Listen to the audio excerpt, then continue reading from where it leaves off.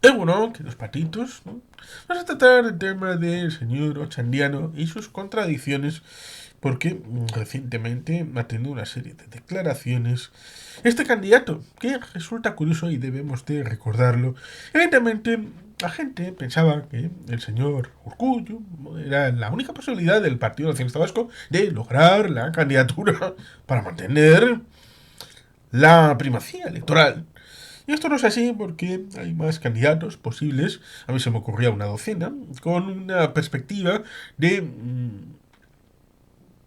2035, por ahí, de 12 años hacia el futuro, en 3 legislaturas, cambiar el rumbo, los desafíos del presente y del mañana, con una generación de 40 a 50 años, que pudieran amalgamar una nueva realidad para un país siempre cambiante, en donde las realidades siempre se van transformando. Y para eso las nuevas generaciones necesitan ser incorporadas al hecho político. Y aunque el señor Urkullu tenga 62, 63 años, pues va siendo necesaria una renovación y que, bueno, pues este hecho es un imperativo que ya ha sucedido en otras épocas con otras realidades políticas, institucionales, cuando el señor Ardanza lo dejó, cuando Ibarreche dejó la primera línea política, cuando Arzayus dejó la primera línea política. Esto se va sucediendo con el paso del tiempo. Y, por lo tanto, esta realidad política e institucional la tenemos siempre presente. Y es que el señor Ochandiano comentó que, bueno, debe liderar el gobierno vasco la lista más votada. Es interesante este asunto porque ¿quién ganó las elecciones en Bermeo? ¿Quién fue la primera fuerza política en Bermeo? Venga, el señor Ochandiano, dígamelo, dígamelo. Dígame quién ganó las elecciones en Iruña. ¿Quién fue la primera fuerza política en el municipio de Pamplona? Porque ahora está gobernando Bildu, que fue la segunda fuerza, frente a UPN. Está claro que debe liderar el gobierno vasco la lista más votada. ¿Y por qué cree que vaya a ser Euskal Herria Bildu la lista más votada? ¿Cree que debe apoyarse la lista más votada en cualquier contenido y circunstancia? Porque eso llevaría a Feijóo a la presidencia del gobierno de España. Inmediatamente. Por tanto, estas cosas que la lista más votada acerca al Partido Popular, que tradicionalmente ha dicho que tanto en los municipios como en otras instituciones debe de gobernar la lista más votada. Está diciendo que Mariano Rajoy, José María Aznar y el señor Feijóo tienen razón a la hora de hablar de que hay que cambiar la ley municipal para la ley electoral, para el ámbito municipal, para que gobierne la lista más votada. Porque eso es cierto, le daría la alcaldía de Vitoria a Euskal Herria Bildu, pero le daría a UPN inmediatamente la candidatura a la alcaldía como lista más votada en Iruña a UPN y al PNV en Bermeo. Porque ha habido circunstancias en donde se ha intentado quitar a quien ha ganado las elecciones, por ejemplo en La Bastida, por ejemplo en La Guardia, por ejemplo en Ollón. Ollón tiene la alcaldía Bildu sin haber ganado las elecciones. ¿En serio? ¿La Guardia? ¿La Bastida? Por tanto, esto de la lista más votada resulta curioso y paradójico que lo proponga alguien que tiene en su haber situaciones en donde, no habiendo ganado, han apoyado la candidatura alternativa, como por ejemplo Pedro Sánchez, como por ejemplo el señor alcalde de ellos, de Iruña, por ejemplo la alcaldía de Bermeo. Por tanto, lo de la lista más votada ay, me da la risa. Y al darme la risa, me da la tos. Es algo que resulta curioso. Pero simplemente creo que Ochandiano lo que trata de colar es la idea de que ellos van a ser la primera fuerza y no va a ser así. La historia electoral nos dice que no es así. Eso sí, otra cosa es distinto de ahora, dentro de 4 años, en el ciclo electoral 2027-2028, que, bueno, en realidad le tenían a Ochandiano preparado para entonces. Estaba cogiendo galones con el intento del pacto de la ley de educación que por una letra, prácticamente, una frase en la exposición de motivos, resulta alucinante. Votaron que no, incorporando un montón de enmiendas, más de 100, creo que están incorporadas de Euskal Herria Bildu en la ley de educación, votando en contra por un texto en la ley de educación, en la exposición de motivos, que remite a otra ley. Y si se cambiara esa otra ley, no habría ningún problema. Resulta alucinante. Pero esa negociación y obtener ciertos acuerdos con el Partido Nacionalista Vasco, pues evidentemente tratar de eliminar a aquellos que tenían que ver con el anterior periodo. Lo comentábamos hace unos días con el tema de Otegi, de Gordo, cuando estaba en la cárcel, con Chindoki y con Rufi el nazi, en el año 90. Pues todo ese pasado, Abaitua, recordamos, tenemos memoria. Personalmente, pues alguien como Chandiano, surgido a la vida, en el año 83, con 40 años prácticamente, pues es alguien que no está vinculado, como lo estuvo Laura Mintegui, que fue candidata pata negra en el año 87-89 a las europeas, por Herri Batasuna. Era de segunda fila, pero estaba ahí, como Iñaki Antigüedad, que también estaba ahí, para el rector y luego para el Congreso de los Diputados. Son gente de segunda, tercera fila en aquellos momentos, pero que estaba implicado en el movimiento cuando había que asumir los atentados y asumir las muertes en primera persona como un elemento de defensa de un proyecto totalitario. Chandiano, ligado a Sortu, ideólogo, apariencia de un poco intelectual, con cara juvenil. Resulta curioso que es de la misma localidad donde Elizabeth Chanove, la nueva diputada general de Vizcaya, en este lugar, cercano a la frontera con Álava, una zona que resulta curioso porque debería cambiarse el apellido de Ochandiano a Ochandio, en vez de CH con TX. Luego hablaremos de Sopela, Sopela, ¿verdad? Cambiando el nombre del pueblo, ahora Sope directamente. Y por tanto ahí tenemos unas cosas curiosas que para los demás les dan lecciones, pero para ellos no las asumen tal y como les gustaría imponer a los demás. Habla de que el candidato al Lehendakari de Euskal Herria Bildu ve al Partido Socialista con excesivas dificultades para situarse en un nuevo tiempo. Resulta curioso porque hubo un programa en Telecinco que se llamaba así, dentro del ámbito de la Noria o fuera de la Noria, pero esto, bueno, son cosas del pasado, que presentaba Jordi González, en donde, bueno, pues también hablaban de nuevos tiempos ligados, en aquel caso, a 2014, 2015, el tema del 11M, el nuevo tiempo con la realidad del fin del bipartidismo, un bipartidismo que nunca ha tenido sesión en Euskadi, porque siempre ha habido más de dos partidos, nunca ha habido mayorías absolutas, salvo, bueno, pues en esta legislatura última que estamos terminando, sí ha habido una mayoría absoluta, eso es cierto. Y evidentemente ha sido necesario acordar con otros. Y aún así con mayorías absolutas, como por ejemplo con el señor Azcuna, y luego hubo otra con el señor Aburto.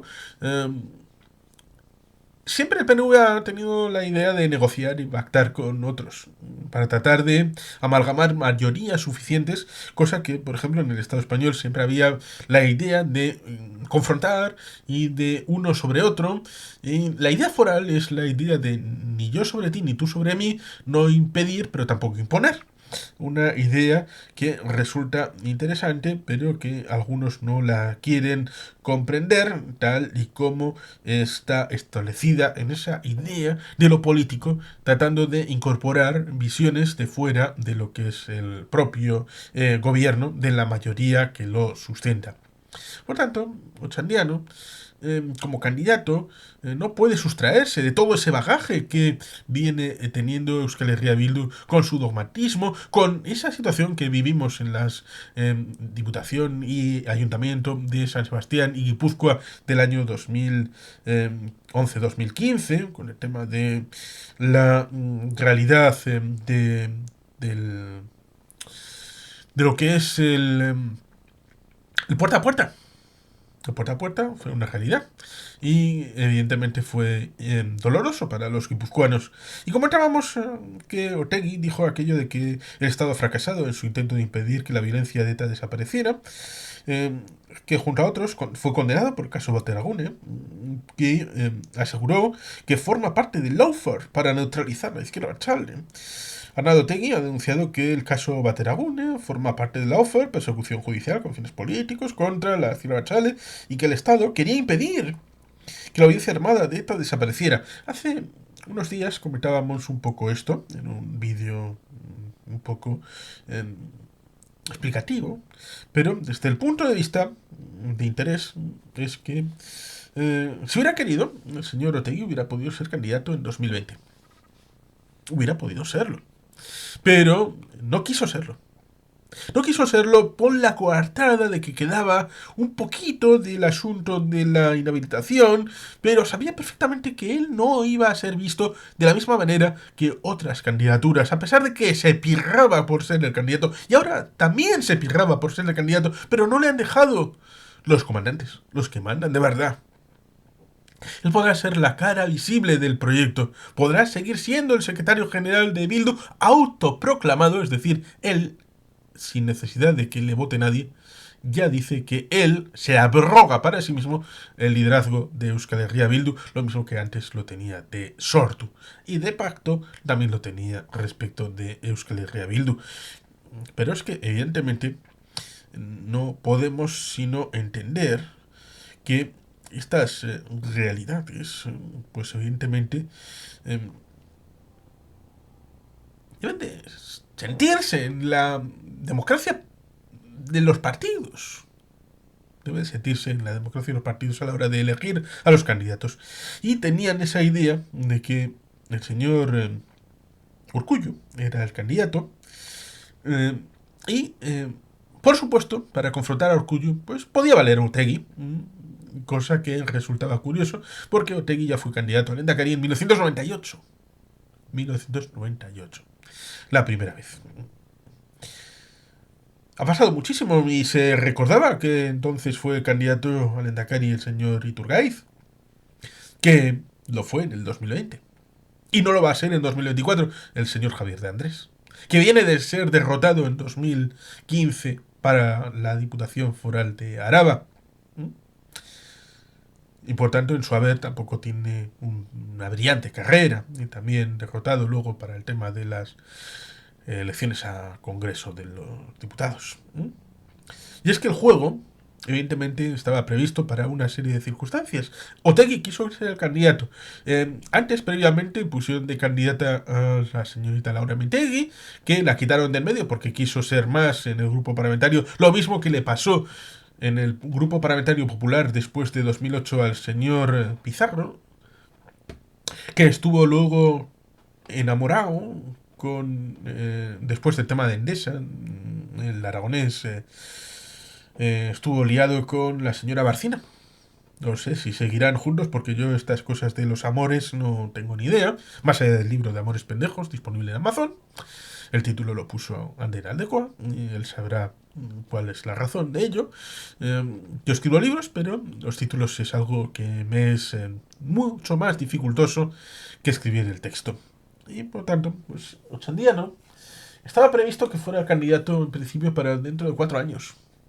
Ahora Otegi, dentro de 4 años Ochandiano, estaría dentro del grupo parlamentario, tal vez, cociéndose a fuego lento, con una formulación de hacerse un currículum vitae para poder ir avanzando en la construcción de un candidato, pero el cambio de Urkullu por Pradales, ahora, les ha descolocado a todos, especialmente a Bildu, y por tanto han tenido que adelantar planes a la hora de incorporar a este Ochandiano con la idea con la idea clara de que Ochandiano sea el candidato que pierda ahora para valerse en la oposición, estar durante 4 años haciendo una oposición constructiva, distinta de la que ha podido hacer todo el Star System de Bildu hasta ahora.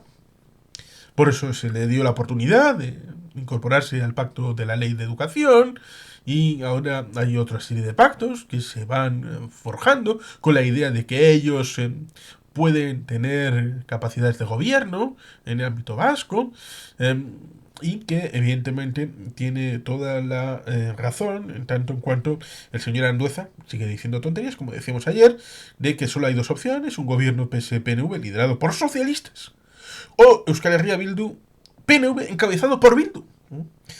El secretario general ha respondido al candidato al lehendakari de Euskal Herria Bildu, Pello Otxandiano, que hay esos dos modelos de futuro gobierno vasco entre los que elegir. Ya dijimos ayer qué cosas supone eso en el ámbito del Estado español y en la realidad. Y es que Otxandiano apuesta por superar la gobernanza excluyente del gobierno vasco, un gobierno vasco que en esta legislatura ha apoyado un montón de formaciones, leyes y presupuestos. Ha pactado con prácticamente todos, salvo con Vox.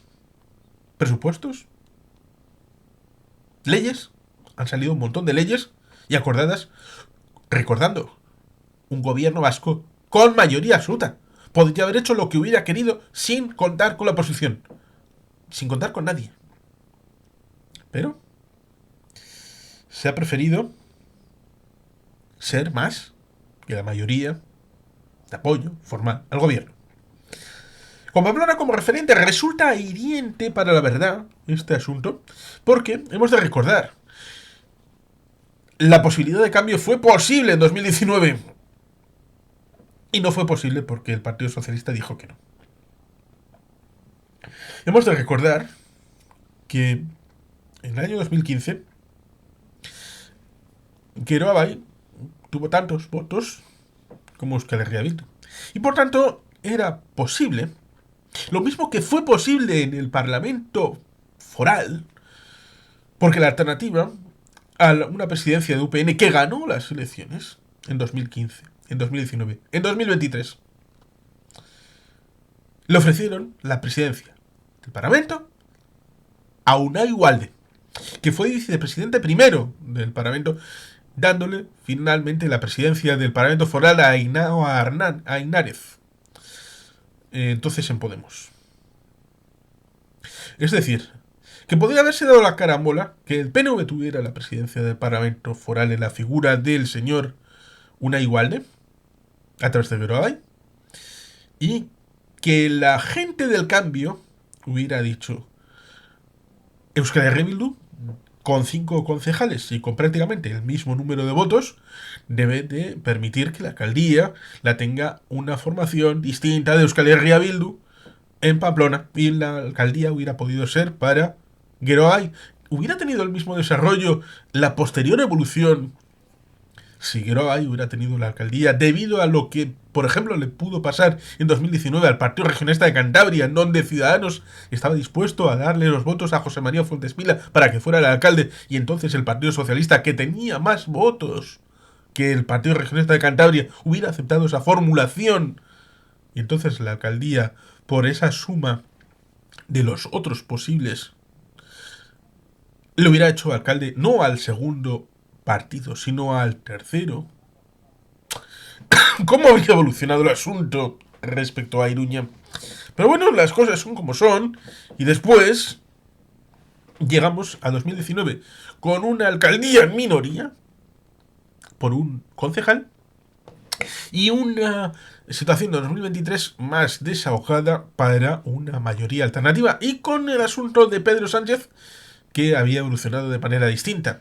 Recordemos, en abstención en 2020, pero en 2023 era necesario el concurso de Euskal Herria Bildu a la hora de la investidura y entrar en función. Eso sí, recordemos que no fueron capaces de votar sí a María Chivite,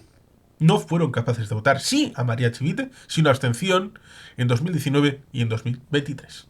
Un elemento realmente importante para comprender y calibrar cuáles son los límites de algunas cosas. El desacuerdo fue a dos. El desacuerdo fue entre Bildu y el Partido Socialista. Hasta el punto de que la candidata fue enviada al Ministerio de Seguridad Social para desatascar el acuerdo. 6 meses después. Hasta el punto de que el desacuerdo a dos se convirtió en un acuerdo a 4, donde todas las fuerzas eran imprescindibles porque el desacuerdo a 2 no podía hacerse un acuerdo a 2, porque a 2 no daba ni para una moción de censura, aunque no fuera a salir. Era necesario el concurso de los concejales de Gerobai y de Podemos, 2 y 1, 3, para establecer esa moción de censura. Por tanto, el modelo de Pamplona lo que establece es la idea de que el acuerdo solamente es con todos los partidos progresistas. Acuerdo con partidos progresistas cuando Podemos habla del cambio de gobierno a progresía en el gobierno vasco, recordando falazmente la ausencia de recuerdo, valga la redundancia, de que hubo ministros de Podemos porque el PNV formó mayoría en enero de 2020 para investir a Pedro Sánchez Pérez Castejón. Por tanto, un PNV que es progresista en Madrid y es progresista en Pamplona y en Navarra y es carca a la vez en el País Vasco, con unas políticas públicas que eran las más progresistas, lo dijo Anguita, de todo el Estado español,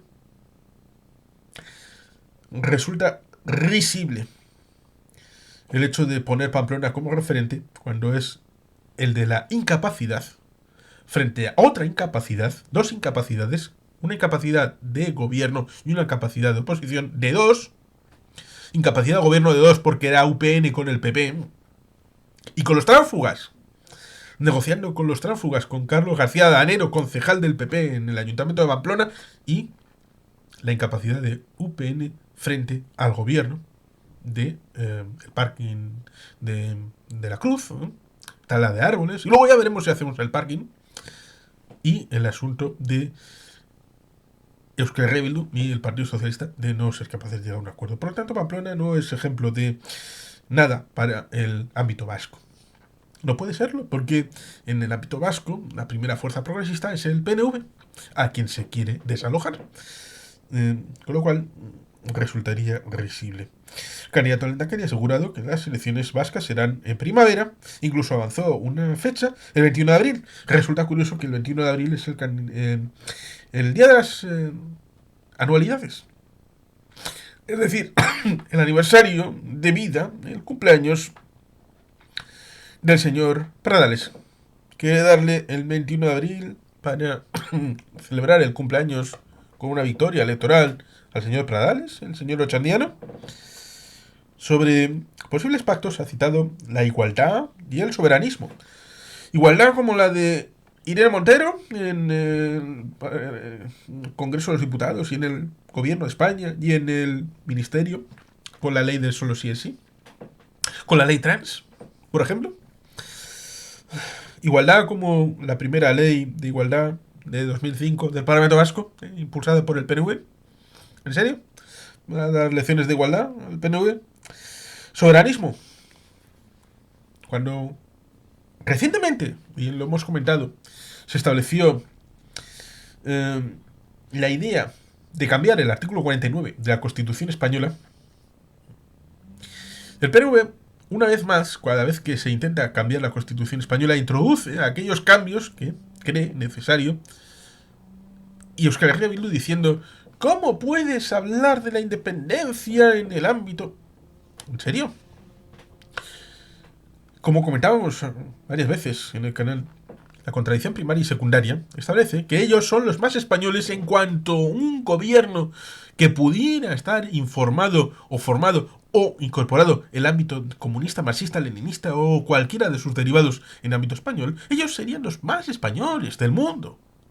Por tanto, la independencia, lo comentábamos hace un par de días, es un elemento instrumental para algunos, simple y llanamente para la imposición del socialismo, si no se puede a nivel de España, a nivel del País Vasco, un elemento independentista, van a tratar de llevar un gobierno marxista-leninista a un territorio más manejable. Y por tanto, las cosas claras. Ochandiano, con estas formulaciones, no hace sino reflejar un predicamento antiguo, un predicado ya muy conocido, cuando habla de que los ejes deben de ser la igualdad y el soberanismo. Oye, puestos a decir cosas, entre el año 2011 y 2015 tuvo una mayoría suficiente en Guipúzcoa y el control de prácticamente todos los municipios. ¿Por qué no se hubiera independizado Guipúzcoa? Y después hubiera servido de modelo y ejemplo, como sucede habitualmente. El buen ejemplo es aquel que lleva y arrastra a otros a seguir su modelo, como por ejemplo Polonia. En la Unión Europea y en la OTAN ha servido de modelo y ejemplo a Ucrania, que ha querido lo mismo. Y por tanto, eso sirvió para el Euromaidan de 2013-2014, cuando le negaron la posibilidad de entrar en las estructuras eurooccidentales, viviendo mejor los polacos, después de su apartamiento del modelo soviético y después ruso, para entrar en el modelo eurooccidental con la Unión Europea y con la OTAN. Guipúzcoa podría haberse independizado, pero no quisieron, porque no son soberanistas, no son independentistas y ni siquiera son archales. Emplaza al PNV y PSE y a la izquierda confederal a cerrar acuerdos. Cerrar acuerdos como las leyes ya establecidas, como las llamadas leyes aprobadas acerca de la transición energética, la ley de infancia. Esas leyes que se están aprobando en el final del tramo de la legislatura en el ámbito del Parlamento Vasco y que son apoyadas por Partido Nacionalista Vasco, Partido Socialista, pero también con Podemos, también con Euskal Herria Bildu, acuerdos plurales, transversales. Serio, Chandiano, con su discurso hace aguas. Lo más problemático es que para alguna gente les da igual todos estos elementos y seguirán votando exactamente igual. Pero bueno, ciertamente la realidad es la que es y no la que nos gustaría, y la sociedad al final con su voto hace lo que considera oportuno. Otra cosa es lo que creamos que sea necesario comentar, y lo seguiremos haciendo. Y sin más, queridos patitos, es que ricasco, agur berobat. Beti helpien.